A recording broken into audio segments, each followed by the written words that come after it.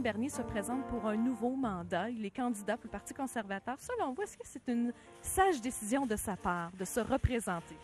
C'est à discuter. Maxime, il n'y aura absolument pas de problème à passer. Il va passer encore avec plus de 15 000 voix. Moi, je le vois très bien garder son poste. C'est une bonne chose qu'il revienne. Bonjour, M. Bernier. Bonjour, comment ça va? Ça va très, très bien. Très heureuse de vous accueillir Moi aussi, bien dans ce content. petit coin chaleureux de la Beauce. Bien, oui. C'est un Maxime Bernier serein qui s'est présenté devant nous ce jour-là. Les épisodes peu joyeux du printemps dernier sont pour lui chose du passé. La page est tournée, comme il se plaît à le dire. Je me suis quand même permise de lui poser quelques questions sur l'affaire Bernier-Couillard, une relation qui fait encore couler beaucoup d'encre. Vous devez sûrement être au courant que la biographie de Mme Couillard va sortir pendant la campagne électorale.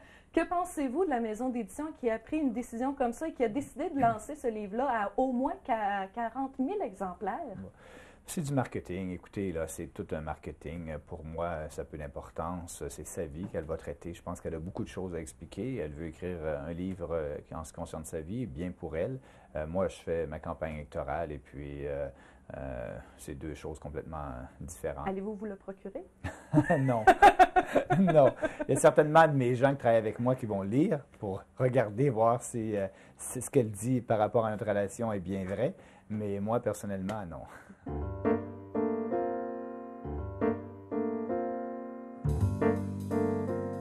Est-ce que ça a changé votre façon de travailler? Premièrement, je vais être plus prudent en ce qui concerne tous les documents dont j'aurai possession. Et puis, il y a des questions que j'aurais dû poser à Mme Couillard. Je savais de son passé ce qu'elle a bien voulu me dire. Et puis, j'aurais peut-être dû être plus persistant. Donc, on ne m'y prendra pas deux fois.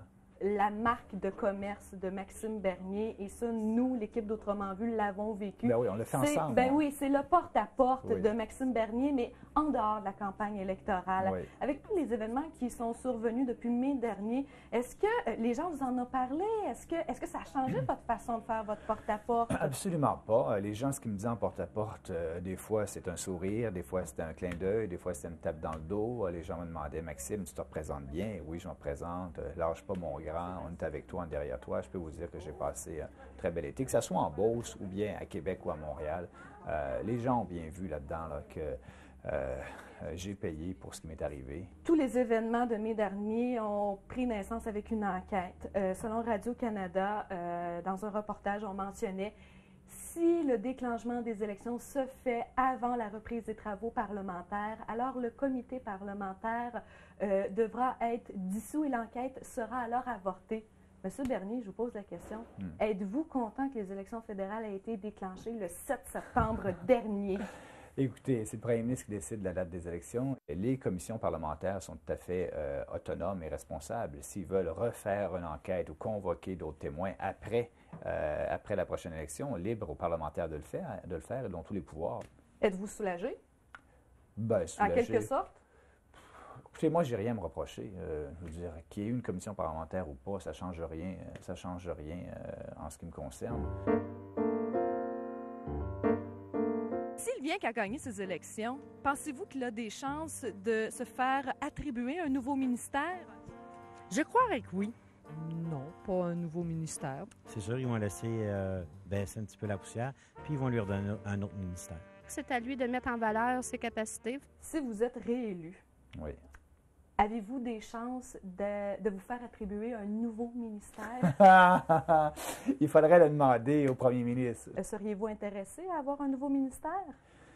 Bien, moi, Je vous pose je la me question considère- autrement, là. Ben, moi, je me considère premièrement choyé de pouvoir représenter les Beaucerons. Et si le premier ministre me demande de siéger au Conseil des ministres, bien, c'est certain que je vais accepter le défi.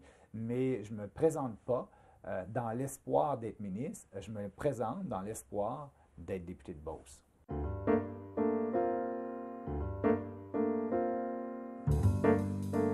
Quels seront les éléments qui vous permettront d'être élu pour une deuxième fois?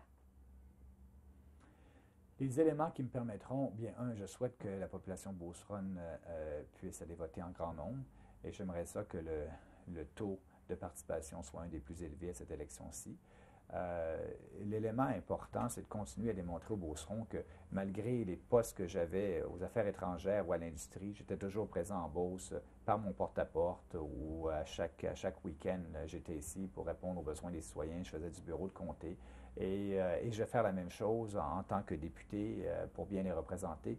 Donc, je pense que le meilleur élément qui pourrait convaincre les Beaucerons de voter pour moi, c'est le passé, ce que j'ai fait. On se revoit le 14 octobre. Merci.